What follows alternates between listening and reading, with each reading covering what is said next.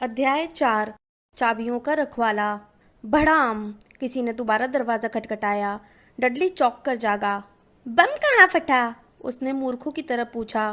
तभी उनके पीछे धमाका हुआ और वर्नॉन अंकल कमरे में फिसलते हुए आए। उनके हाथ में राइफल थी। अब सबको पता चल गया कि उस लंबे पतले पैकेट में क्या था जो वे खरीद कर लाए थे। कौन है? वे चिल्लाए। मैं तुम्हें चेतावनी दे रहा हूं, मेरे पास बंदूक है। कुछ पल खामोशी रही, फिर धड़ाक!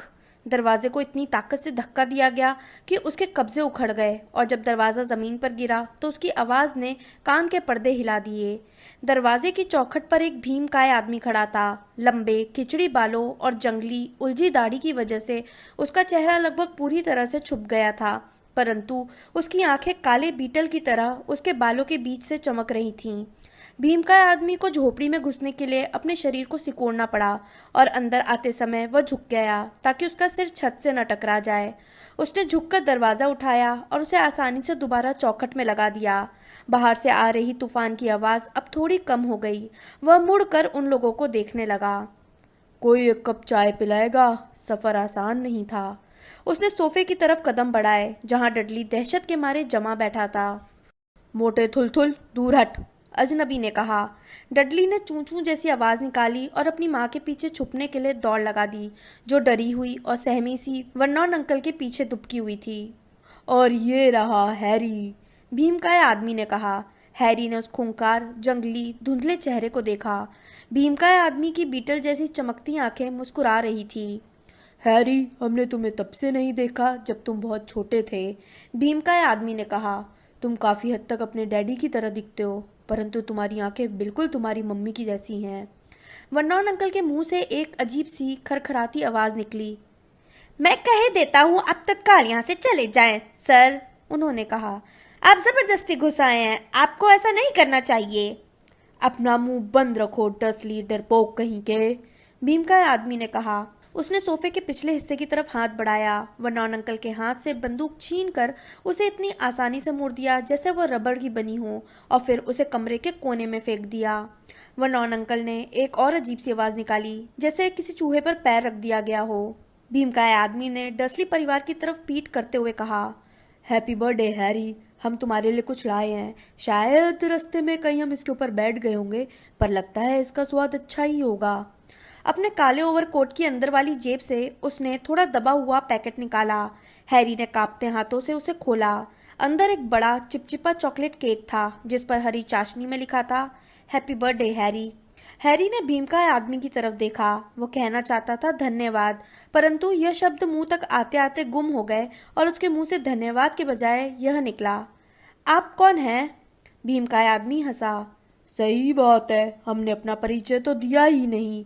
हम रूबियस हैग्रिड हैं, हॉगवर्ट्स की चाबियों और मैदान के रखवाले। फिर उसने अपना विशालकाय हाथ बढ़ाया और हाथ मिलाते समय हैरी की बाह को हिलाकर रख दिया। तो चाय के बारे में क्या ख्याल है? उसने अपने दोनों हाथ मलते हुए कहा। वैसे अगर तुम्हारे पास कोई ज़्यादा ज़ोरदार चीज़ हो तो हम उसके लिए भी मना नहीं करेंगे। उसकी नज़र खाली अंगीठी पर पड़ी जिसमें सिकड़े हुए चिप्स के पैकेट पड़े थे।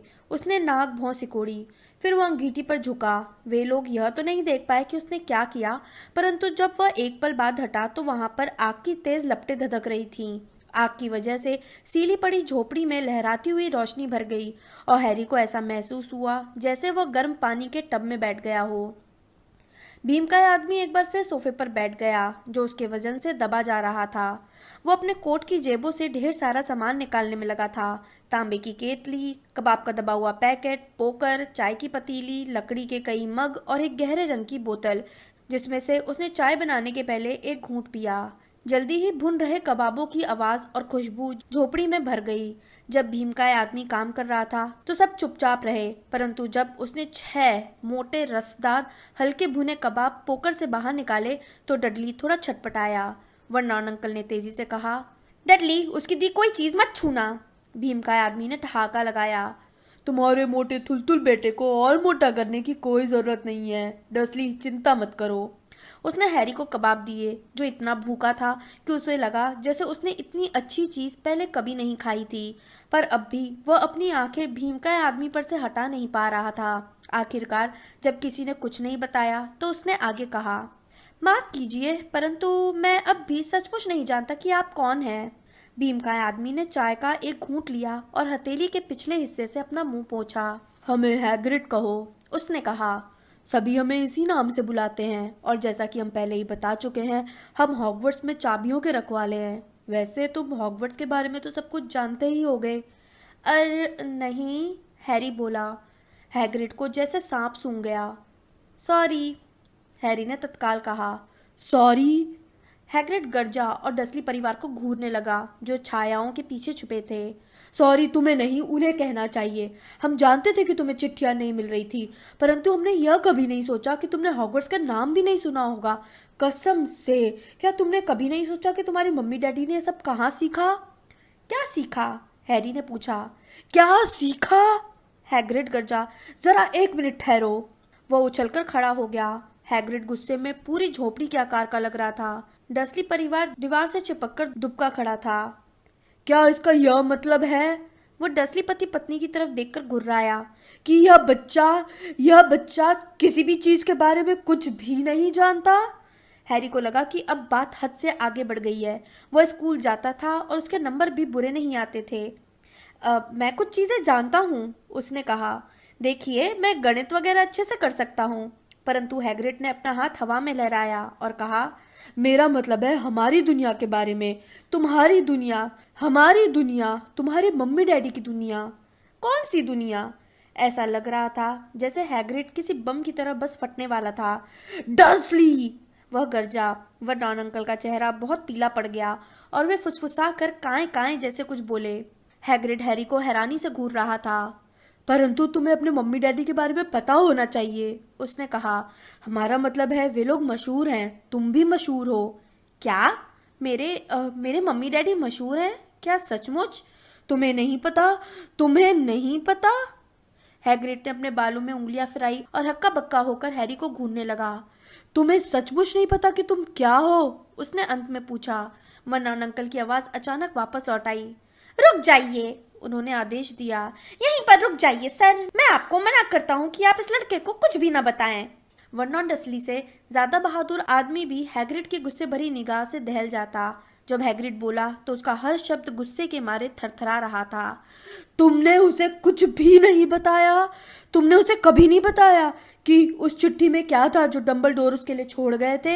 हम वहीं थे। हमने अपनी आंखों से डंबलडोर को चिट्ठी छोड़ते देखा था। डर्सली, तुमने इतने सालों तक उससे ये बात छुपा कर रखी? कौन सी बात छुपा कर रखी? हैरी ने उत्सुकता से पूछा। ठहर जाइए, मैं आपको मना कर रहा हूँ, आतंकित होकर वर्नॉन अंकल चीखे। पिटूनिया आंटी ने घबराकर सिसकारी भरी। तुम दोनों भाड़ में जाओ और जाकर अपना सिर धुनो, हैग्रिड ने कहा। तुम एक जादूगर हो, हैरी। झोपड़ी के अंदर खामोशी थी। सिर्फ समुद्र और सीटी बजती हवा की आवाजें सुनाई दे रही थी। मैं क्या हूँ? हैरी ने तेज तेज सांस लेते हुए कहा। जादूगर, और क्या? हैग्रिड ने कहा और सोफे पर एक बार फिर बैठ गया, जो उसके बोझ से दबकर कहराता हुआ थोड़ा और नीचे धंसा। और हम कहते हैं तुम बहुत अच्छे जादूगर हो, बस तुम्हें कुछ साल तक सीखने की जरूरत है। तुम जिन मम्मी डैडी के बेटे हो, उनका बेटा और हो भी क्या सकता है। और हमें लगता है अब समय आ चुका है कि तुम अपनी चिट्ठी पढ़ लो। हैरी ने अपना हाथ बढ़ाया और आखिरकार उस पीले लिफाफे को ले लिया जिस पर हरी स्याही में पता लिखा था। मिस्टर एच पॉटर, फर्श, चट्टान पर बनी झोपड़ी, समुद्र। उसने चिट्ठी बाहर निकाली और पढ़ने लगा। हॉगवर्ट्स जादूगरी और तंत्र का विद्यालय, headmaster Albus Dumbledore, order of Merlin first class, grand sorcerer, chief warlock, supreme mugwump, international confederation of wizards. Dear mister Potter, हमें आपको सूचित करते हुए खुशी हो रही है कि आपको हॉगवर्ट्स जादूगरी और तंत्र विद्यालय के लिए स्वीकार कर लिया गया है।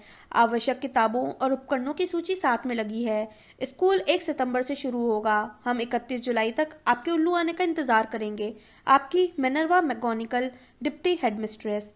हैरी के दिमाग में पटाखों की तरह कई सवाल फूट रहे थे और वह यह फैसला नहीं कर पा रहा था कि पहले कौन सा पूछे। कुछ मिनट बाद वह अटक अटक कर बोला, वे मेरे उल्लू का इंतजार करेंगे? इसका क्या मतलब है? तूफान की आंख, इससे मुझे याद आया, हैग्रिड ने कहा और उसने अपने माथे पर इतनी जमकर हाथ मारा कि उससे कई घोड़ा गाड़ी पलट सकती थी। इसके बाद उसने अपने ओवरकोट के अंदर की दूसरी जेब में से एक उल्लू निकाला। एक असली जिंदा थोड़ा परेशान दिख रहा उल्लू, एक लंबी कलम और चमड़े का एक कागज भी। अपने दांतों में जीभ दबाकर उसने चिट्ठी लिखी जिसे हैरी दूसरी तरफ से पढ़ सकता था। डियर मिस्टर डम्बलडोर, हैरी को उसकी चिट्ठी दे दी है। हम कल उसका सामान खरीदने के लिए उसे ले जा रहे हैं। मौसम भयानक है। आशा है आप सकुशल होंगे। हैग्रिड। हैग्रिड ने चिट्ठी मोड़ी और उसे उल्लू को पकड़ा दिया, जिसने उसे अपनी चोंच में दबा लिया। इसके बाद हैग्रिड दरवाजे तक गया और उल्लू को तूफान में उछाल दिया। फिर वो वापस आया और बैठ गया, जैसे यह करना उतना ही सामान्य हो जैसे फोन पर बात करना। हैरी को ध्यान आया कि उसका मुंह खुला हुआ है और उसने उसे तत्काल बंद कर लिया। हम कहाँ थे? हैग्रिड ने कहा, परंतु उसी समय वर्नॉन अंकल आग की रोशनी में आगे आए। उनका चेहरा राख जैसा था, परंतु वे बहुत नाराज लग रहे थे। वह कहीं नहीं जाएगा, उन्होंने कहा। हैग्रिड घुरघुराया और बोला, हम देखना चाहेंगे कि तुम जैसा बड़ा मगलू उसे कैसे रोक सकता है। क्या? हैरी ने दिलचस्पी से पूछा। मगलू, हैग्रिड ने कहा, जो जादू न जाने। हम लोग जादू न जानने वाले लोगों को इसी नाम से पुकारते हैं, और यह तुम्हारा दुर्भाग्य है कि तुम दुनिया के सबसे बड़े मगलू परिवार में बड़े हुए हो। जब हमने इसे रखा था तो हमने कसम खाई थी कि ये सब बकवास बंद कर देंगे, वर्नॉन अंकल ने कहा। हमने कसम खाई थी कि हम उसके अंदर से सारे कचरे को बाहर निकाल देंगे। जादूगर। आपको पता था? हैरी ने कहा। आपको पता था मैं जादूगर हूँ? पता था, पिटूनिया आंटी अचानक चीखी। हाँ, पता था, बिल्कुल पता था। तुम जादूगर कैसे नहीं होते, क्योंकि मेरी पागल बहन भी तो यही थी। उसे भी इस तरह की चिट्ठी मिली थी और वह इसी स्कूल में चली गई थी। छुट्टियों में जब वह घर आती थी तो उसकी जेब में मेढक के बच्चे भरे होते थे और वह चाय के कप को चूहे में बदलती रहती थी। मैं ही अकेली ऐसी थी जो उसकी असलियत जानती थी। वह दीवानी हो गई थी, परंतु मेरे मम्मी डैडी तो खुशी से फूले नहीं समा रहे थे। अरे नहीं, हमारी लिली तो ये थी, हमारी लिली तो वो थी। उन सबको तो गर्व था कि उनके घर में भी एक जादूगरनी थी। वे एक लंबी सांस लेने के लिए रुकी और फिर बोली। ऐसा लगा जैसे वे कई सालों से यह भड़ास निकालना चाहती थी। फिर वहां उसे स्कूल में पॉटर मिला और दोनों ने शादी कर ली। फिर तुम पैदा हुए और जाहिर है मैं जानती थी तुम भी उन्हीं की तरह के बनोगे, उतने ही अजीब, उतने ही पागल। और फिर एक धमाके में उन लोगों की जान चली गई और तुम हमारे पल्ले पड़ गए। हैरी का चेहरा बिल्कुल सफेद पड़ गया। जैसे ही उसकी बोलने की शक्ति वापस आई, उसने कहा, धमाके में? आपने तो मुझे बताया था कि वो लोग कार एक्सीडेंट में मरे थे। Car accident? हैग्रिड दहाड़ा। वो इतने गुस्से से कूदा कि डस्ली परिवार अपने कोने में पीछे की तरफ खिसक गए। लिली और जेम्स पॉटर कार एक्सीडेंट में कैसे मर सकते हैं? यह बकवास है, सरासर झूठ है। हैरी पॉटर अपनी खुद की कहानी नहीं जानता, जबकि हमारी दुनिया का हर बच्चा उसका नाम जानता है। परंतु क्यों? क्या हुआ था? हैरी ने जल्दी से पूछा। हैग्रिड के चेहरे से गुस्सा गायब हो गया। वह अचानक चिंतित दिखाई देने लगा। हमें इस बात की उम्मीद नहीं थी, उसने धीमी और परेशान आवाज में कहा। जब डंबलडोर ने हमसे कहा था कि तुम्हें लाने में दिक्कत हो सकती है, तो हमें अंदाजा नहीं था कि तुम्हें कुछ भी पता नहीं होगा। वैसे हैरी, हमें नहीं मालूम कि तुम्हें बताने के लिए हम सही आदमी हैं या नहीं, परंतु किसी न किसी को तो बताना ही पड़ेगा। बिना यह जाने तुम हॉगवर्ट्स कैसे जा सकते हो? उसने डसली की तरफ नफरत से देखा। तो अच्छा यह होगा कि तुम उतना जान लो जितना हम तुम्हें बता सकते हैं, परंतु ध्यान रखना, हम तुम्हें सब कुछ नहीं बता सकते। यह एक बहुत बड़ा रहस्य है। हम तुम्हें सिर्फ कुछ बातें ही बता सकते हैं। वह बैठ गया और कुछ पल तक आग को देखते रहने के बाद उसने कहा, हमें लगता है कि बात शुरू होती है उस जादूगर से जिसका नाम था, परंतु यकीन नहीं होता कि तुम उसका नाम नहीं जानते, जबकि हमारी दुनिया में हर कोई उसका नाम जानता है। कौन? देखो, अगर हमारा बस चलता तो हम उसका नाम कभी नहीं लेते। कोई भी उसका नाम कभी लेना पसंद नहीं करता। पर क्यों? तूफान की आंख हैरी, अब भी लोग डरे हुए हैं। हे भगवान, इस बात को समझाना कितना मुश्किल है। देखो, वो एक ऐसा जादूगर था जो गलत रास्ते पर चला गया, और वह इस रास्ते पर बहुत आगे चला गया। इससे भी बुरा, बुरे से भी बुरा, उसका नाम था। हैग्रिड ने मुंह खोला, परंतु शब्द बाहर नहीं निकले। आप लिखकर बता दें, हैरी ने सुझाव दिया। नहीं, हमें उसके नाम की स्पेलिंग नहीं आती। ठीक है, वोल्डेमॉर्ट। हैग्रिड को कपकपी छूट गई। अब दोबारा हमसे उसका नाम मत कहलवाना। बहरहाल यह जादूगर आज से करीब 20 साल पहले दूसरे जादूगरों को अपने दल में शामिल कर रहा था। कई जादूगर उसके दल में चले गए। कुछ तो डरे हुए थे, कुछ उसकी ताकत से थोड़ा सा हिस्सा चाहते थे, क्योंकि वह अपने आप को सचमुच ताकतवर बना चुका था। बहुत बुरे दिन थे हैरी। कोई नहीं जानता था कि किस पर भरोसा करे और किस पर नहीं। अजनबी जादूगरों या जादूगरनियों से दोस्ती करने की हिम्मत नहीं होती थी। भयानक घटनाएं होने लगी। वह सिंहासन की तरफ बढ़ रहा था। जाहिर है कुछ लोग उसके खिलाफ लड़े और उसने उन्हें मार डाला, भयानक तरीके से। हॉगवर्ट्स इकलौती ऐसी जगह थी जहां खतरा नहीं था। हमें लगता है कि डंबलडोर ही अकेले इस जादूगर थे जिनसे तुम जानते हो कौन डरता था। स्कूल पर कब्जा जमाने की उसकी हिम्मत नहीं थी, कम से कम उस समय तो नहीं थी। अब जहाँ तक हम जानते हैं तुम्हारे मम्मी डैडी बहुत अच्छे जादूगर थे। अपने स्कूल के दिनों में वे हॉगवर्ट्स में हेड बॉय और हेड गर्ल थे। ये रहस्य है कि तुम जानते हो कौन ने उन्हें अपनी तरफ मिलाने की इससे पहले कोशिश क्यों नहीं की। शायद वो जानता था कि वे डंबलडोर के इतने करीब थे कि काले जादू की तरफ कभी नहीं जाएंगे। यह शायद उसने सोचा हो कि वह उन्हें राजी कर लेगा, या फिर शायद वह सिर्फ उन्हें अपने रास्ते से हटाना चाहता था। हम तो बस इतना जानते हैं कि वह 10 साल पहले हेलोवीन के दिन उस गांव में गया जहां तुम्हारा परिवार रहता था। जब तुम सिर्फ 1 साल के थे वह तुम्हारे घर गया और हैग्रिड ने अचानक एक बहुत गंदा धब्बेदार रुमाल निकाला और इतनी जोर से नाक छिनकी मानो कोहरे की चेतावनी देने वाला बिगुल बज रहा हो। सॉरी, उसने कहा, परंतु ये बहुत दुख भरी कहानी है। हम तुम्हारे मम्मी डैडी को जानते थे और उनसे अच्छे लोग दुनिया में नहीं मिल सकते। खैर, तुम जानते हो कौन ने उन्हें मार डाला और दरअसल हैरानी की बात यह है उसने तुम्हें भी मारने की कोशिश की। हमें लगता है वो तुम्हारे पूरे खानदान को पूरी तरह से ख़त्म कर देना चाहता था, या शायद उसे तब तक दूसरों की जान लेने में मज़ा आने लगा था, परंतु वो ऐसा नहीं कर सका। कभी तुमने सोचा कि तुम्हारे माथे पर यह अजीब सा निशान कैसे आया? यह कोई मामूली खरोच नहीं है हैरी। ऐसा घाव तब आता है जब कोई शैतान किसी को शक्तिशाली और बुरा शाप देता है।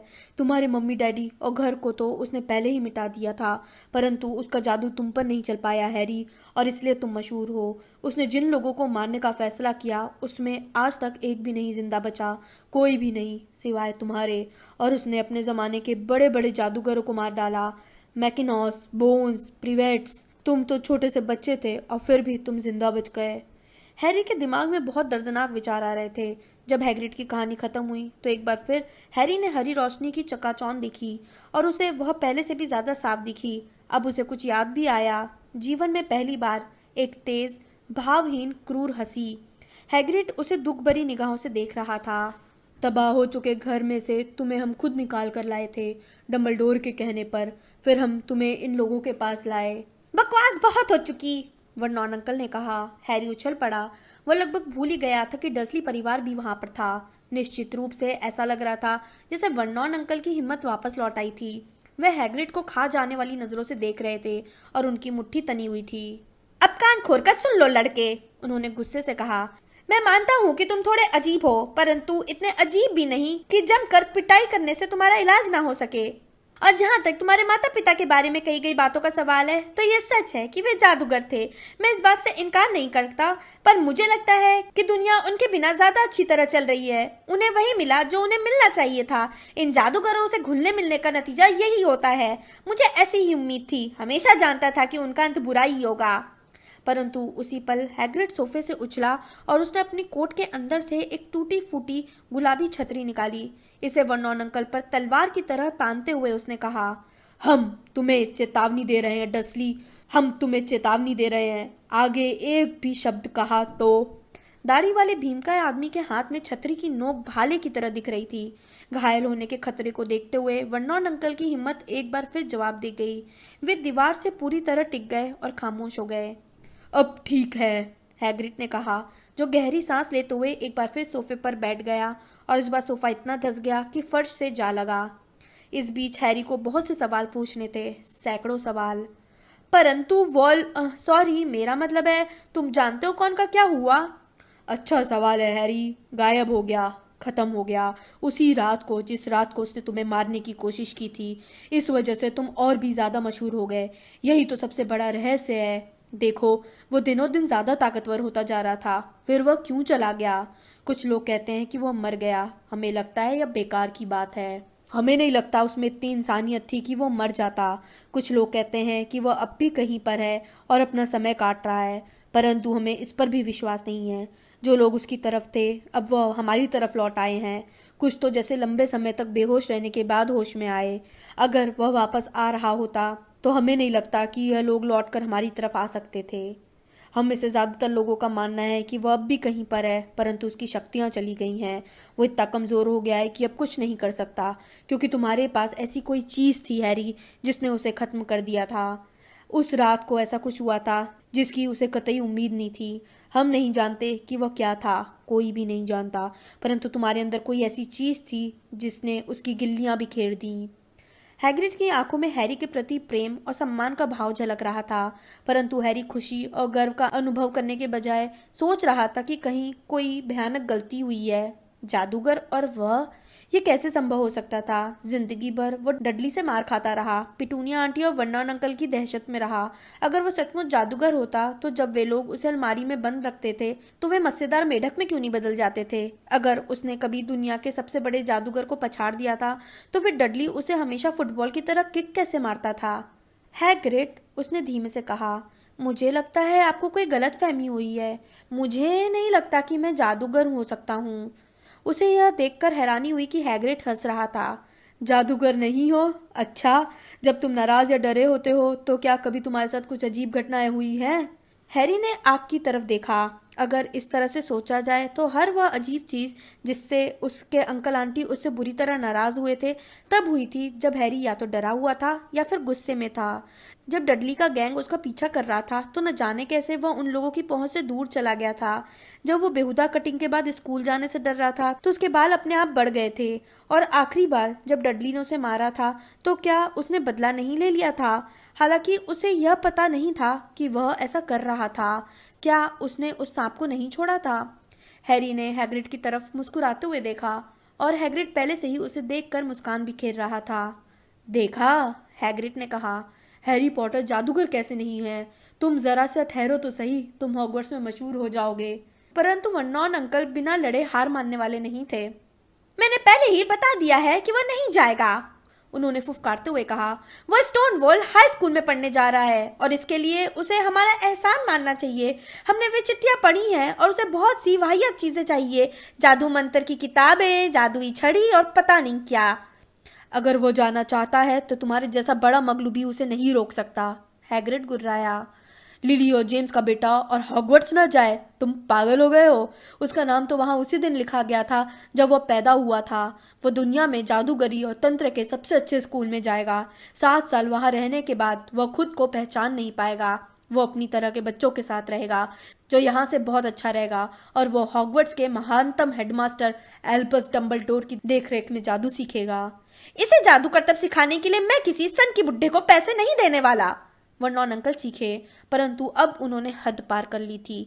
हैग्रिड ने अपनी छतरी उठाई और सिर के ऊपर घुमाया और गरजती आवाज में कहा, कभी भी हमारे सामने एल्बस डम्बलडोर की बेइज्जती मत करना। हवा में झूलती छतरी को खट से नीचे लाते हुए उसने उसकी नोक डडली की तरफ कर दी। एक जामुनी रोशनी चमकी, पटाखे की जैसी आवाज हुई, एक तेज चीख सुनाई दी और अगले ही पल डडली अपनी जगह पर नाचने लगा। उसके हाथ अपने मोटे पुत्थों पर रखे थे और वह दर्द से बिलबिला रहा था। जब उनकी तरफ उसने पीठ की तो हैरी ने देखा कि उसकी पैंट के छेद में से सूअर की मुड़ी घुंघराली पूंछ बाहर लटक रही थी। वर्नॉन अंकल दहाड़े। पिटूनिया आंटी और डडली को दूसरे कमरे के अंदर धकेलते हुए उन्होंने हैग्रिड को आखिरी बार दहशत भरी निगाहों से देखा और अंदर घुसने के बाद दरवाजा धड़ाम से बंद कर लिया। हैग्रिड ने अपनी छतरी की तरफ देखा और अपनी दाढ़ी थपथपाई। हमें अपना आपा नहीं खोना चाहिए था, उसने अफसोस से कहा, परंतु यह वैसे भी पूरी तरह से नहीं हो पाया।